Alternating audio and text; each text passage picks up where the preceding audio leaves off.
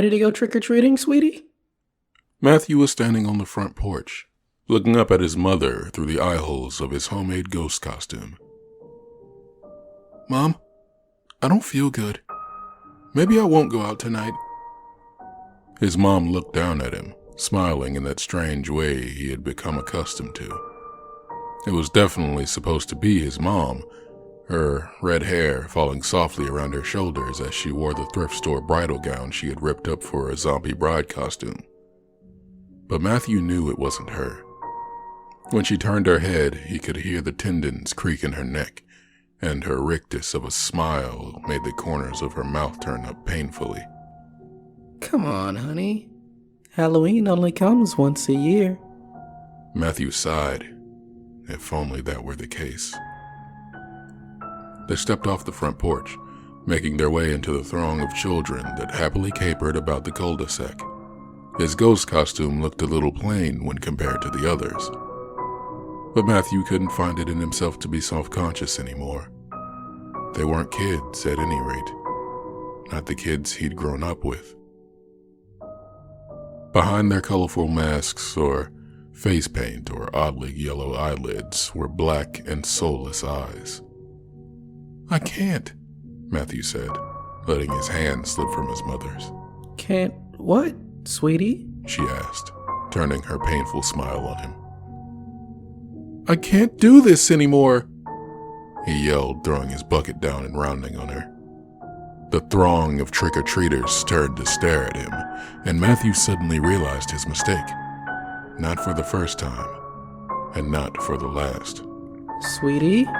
His mother said, turning slowly, her arms and legs like something full of coat hangers and newspapers.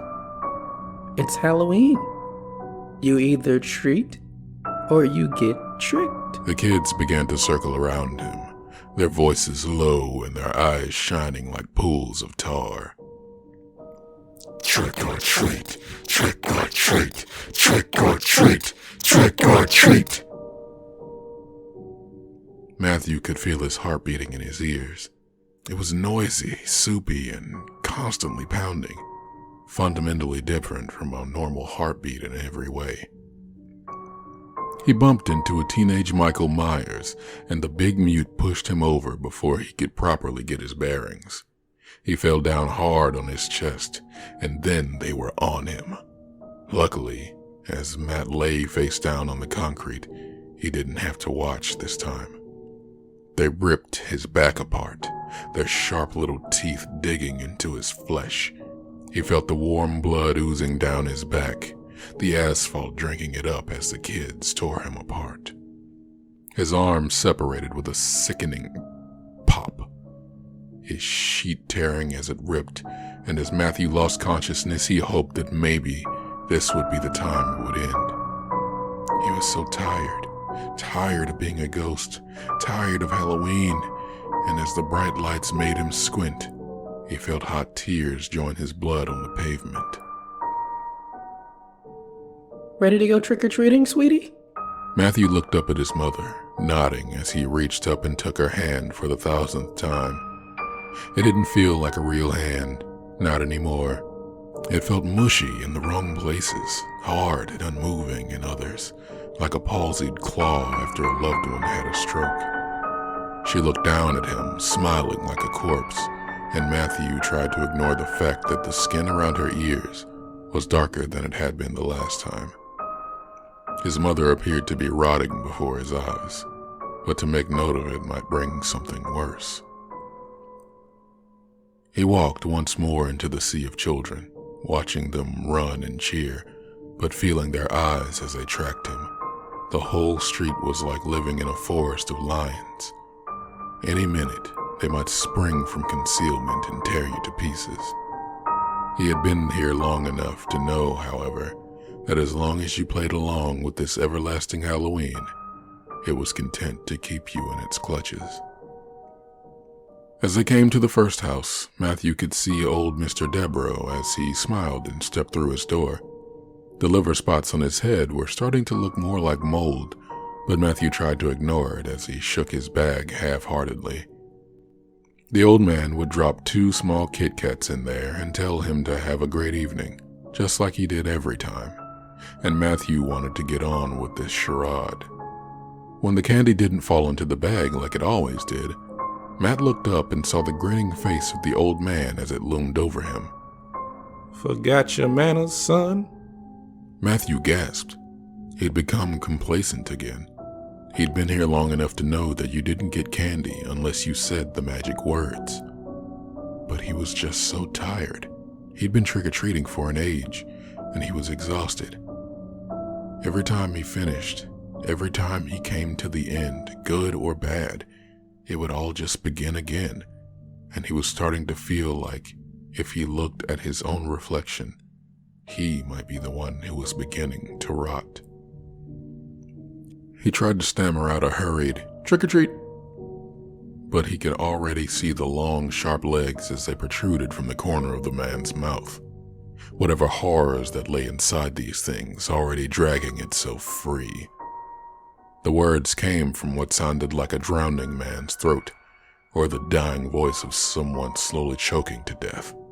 And Matthew heard it just as the pincers on the horrific whatever it was shot out between Mr. Debrow's stained false teeth and latched onto his head. The teeth clicked together as they hit the ground, like a set of sad castanets, but Matthew heard his words as he faded once more to black. "You have to keep it in mind for next time." Ready to go trick-or-treating, sweetie? Matthew didn't even look up at her this time. He lifted his hand and grabbed hold of her withered paw as he let her lead him into the cul-de-sac. He moved on autopilot, remembering only the words that must be said as he came to each house.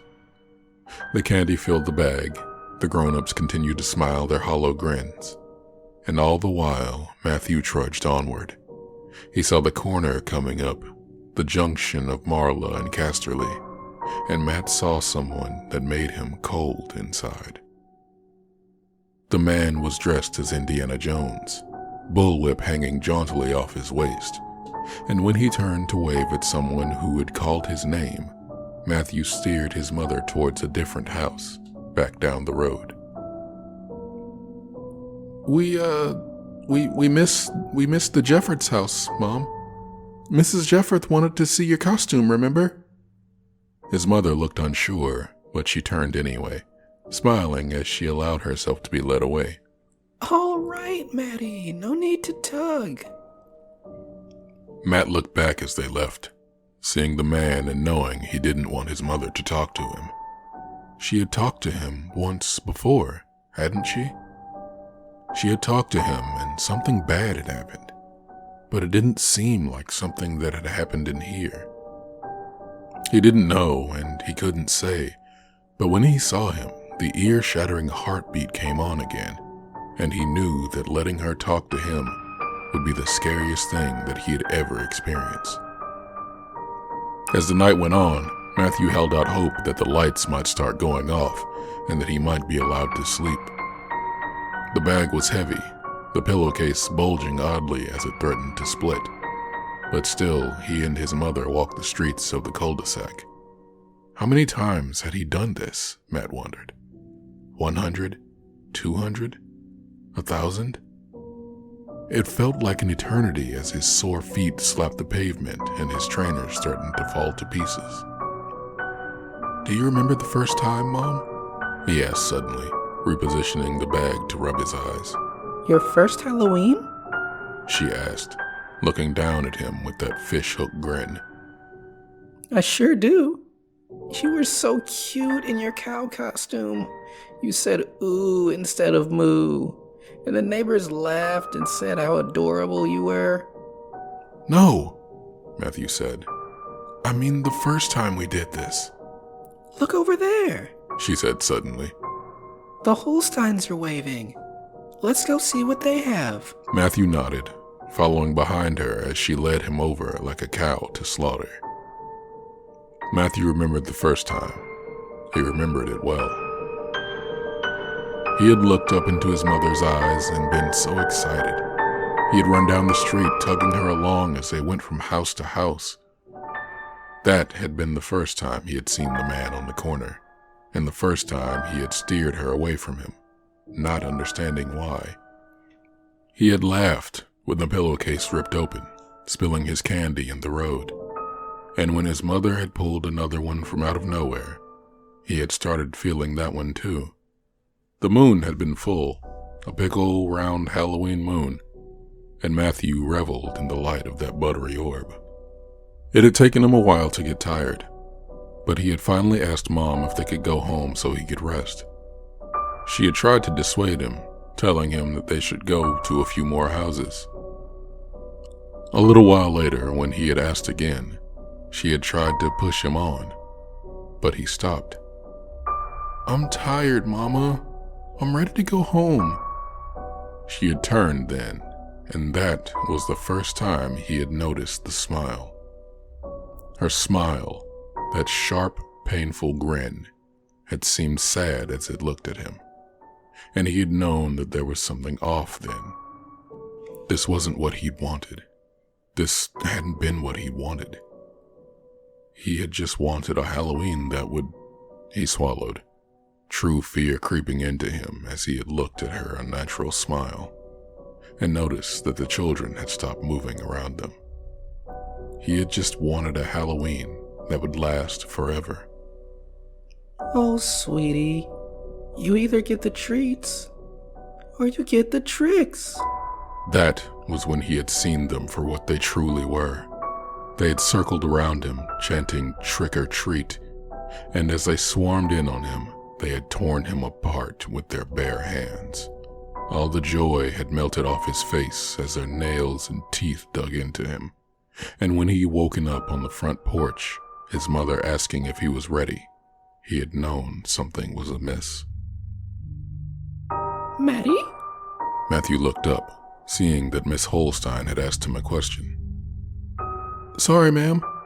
What were you saying?" I asked if you were a scary ghost or not. She was smiling, but it was like Matt could see the bugs crawling under her skin. It made him think that each of them had some kind of centipede or spider beneath their surface, just waiting to leap out. All of them seemed to have something in them, just below the surface, and Matthew was no longer certain he wanted to know what that is. It was hungry, whatever it was, and it seemed to enjoy making him suffer for his slip-ups. "Yes, ma'am. I'm a..." He yawned, feeling wobbly as the candy sack tried to anchor him to the earth. A scary ghost. He fell then, not for the first time either. He hit the ground, his mother asking him to get back up, but he was just too tired.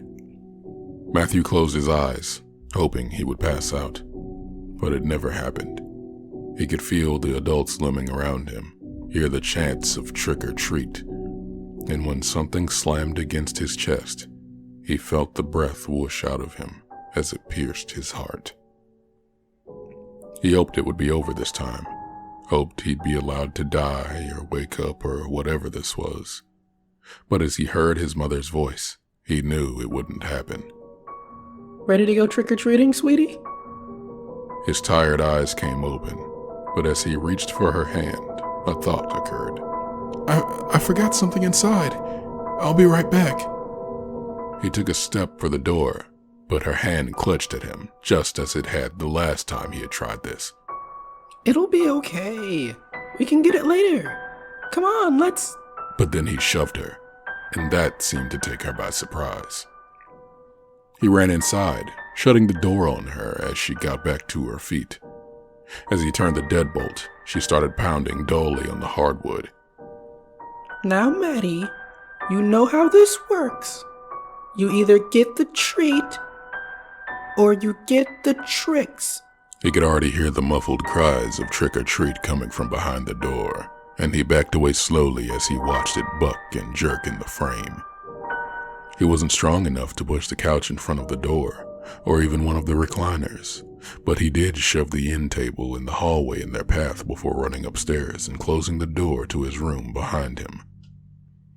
He locked the door and squeezed himself into the corner as he threw the sheet he was still wearing across the room. He could hear loud thumping coming from downstairs, and he didn't think the door would keep them out for long. He racked his brain trying to figure out how to get out of this. He had thought back across all those trick-or-treating trips, all the nights that had come before this, and his mind always went back to the man in the wide-brimmed hat. He was scared of him in a way that he wasn't to any of the others. Not the bugs or the feral kids or anything he'd seen scared him as much as that man. Why, though? Why did he terrify him so much? Why did he fill him with dread like this? I want you to meet someone. He covered his ears, but his mother's voice wasn't coming from the house. He's kind of important to me. Like you. He put his head between his knees and started to cry as the door broke loudly from downstairs and the words of the children wafted up to him. I've been seeing him sometimes after work or while you're at Grandma's for the weekend, and I think he might be... But the rest of it droned down to a low growl as his brain hit the brakes on it. He tried to remember what his mother had said, but he couldn't.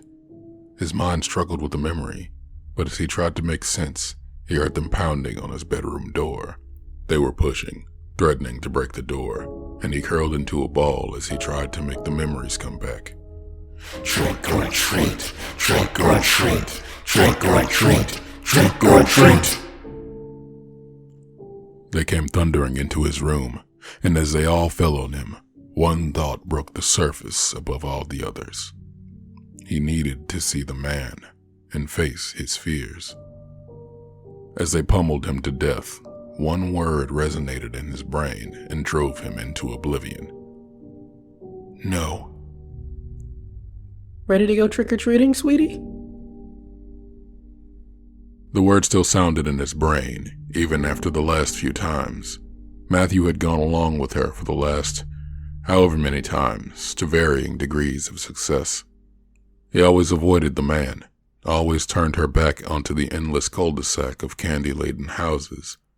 But it always ended the same. He forgot his manners. He went off script and tried to escape. He simply fell over out of exhaustion, and then they had him. He reached for her hand again, and as they walked, his brain tried to argue itself into sense. They needed to talk to the man at the end of the block. No. Trick or treat. Mr. Deborah smiling as the legs sat just inside his cheeks, a silent warning to be careful. He knows something. Maybe it was how to get out of this. No. Come on, Mom. Let's go to the Andersons, he said, stalling for time.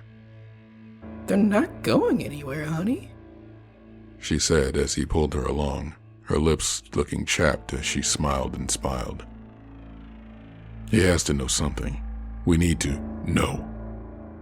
Are you a scary ghost? Miss Holstein asked, and Matt nodded as he told her he was indeed a scary ghost. But if we just...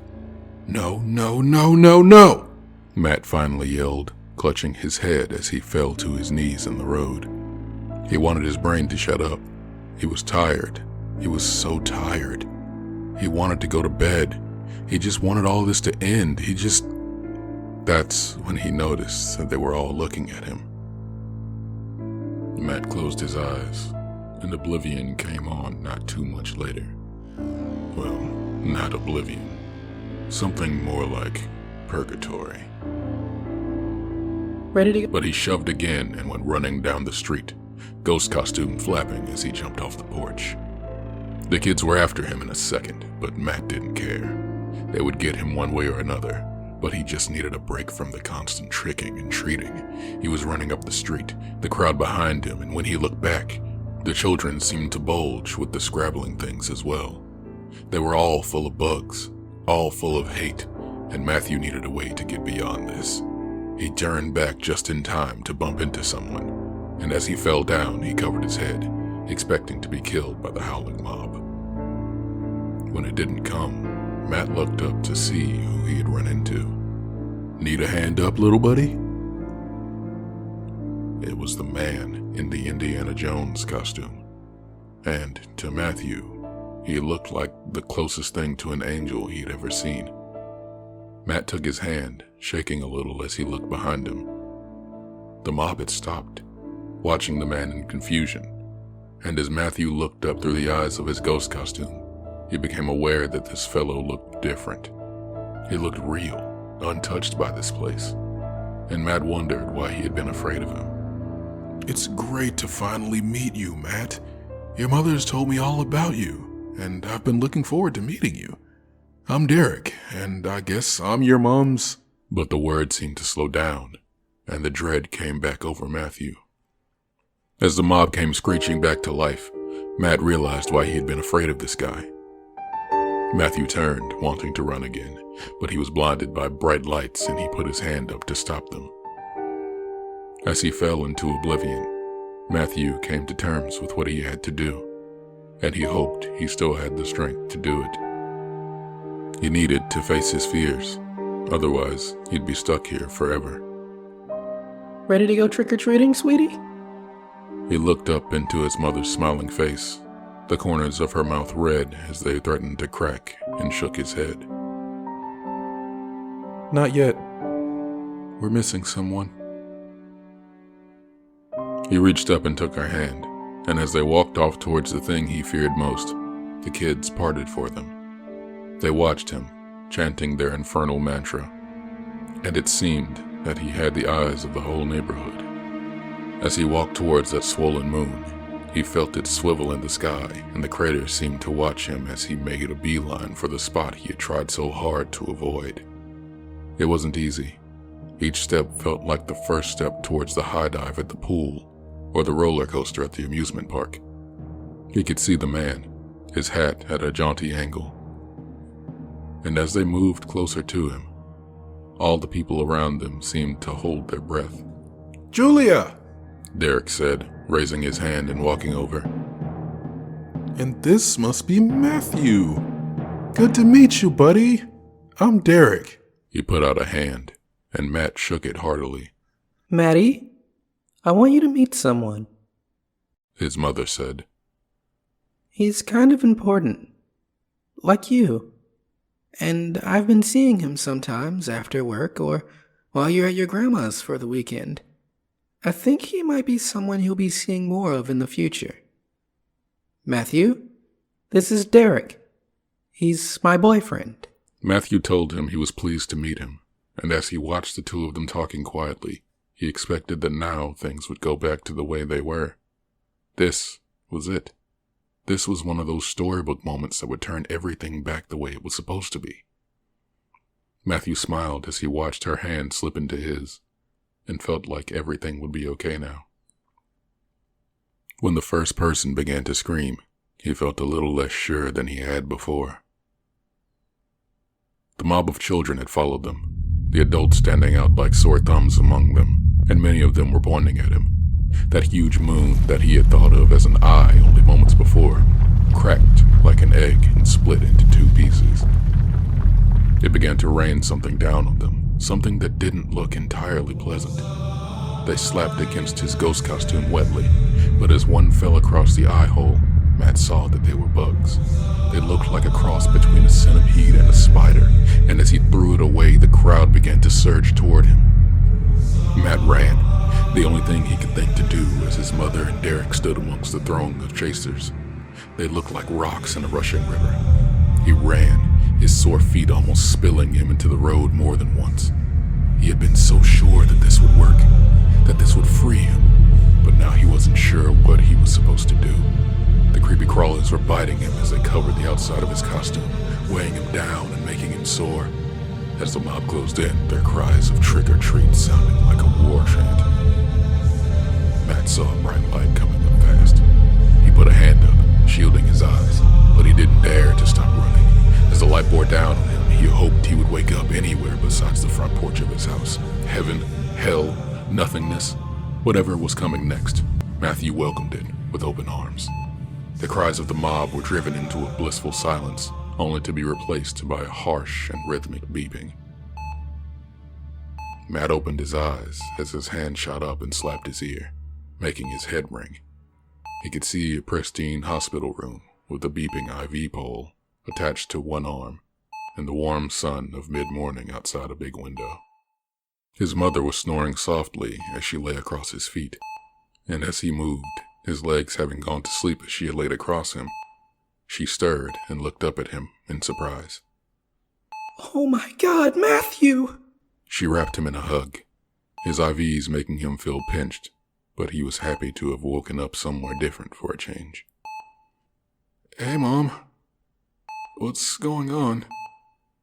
She smoothed his hair, her eyes wet as she tried to commit him to memory.